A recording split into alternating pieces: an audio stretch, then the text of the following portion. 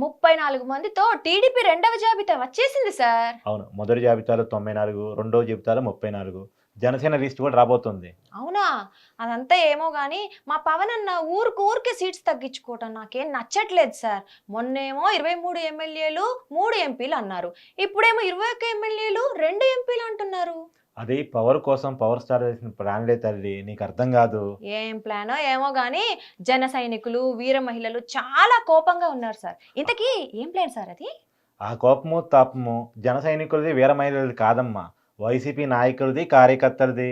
మధ్యలో YCP ఎందుకొచ్చింది sir? అంటే TDP, BJP, Janasena coordination కలిస్తే 2014 రిపీట్ అవుద్దని. 2014లో ఈ కూటమి గెలిచింది, వైసీపీ ఓడింది. 2024లో కూడా అదే రిపీట్ అవుతుందని. అంటే పవర్ స్టార్ పవర్ఫుల్ ప్లాన్ తో కూటమికి పవర్ పక్కా అంటారు. అది చెప్తుంది ఏం కాదమ్మా, పబ్లిక్.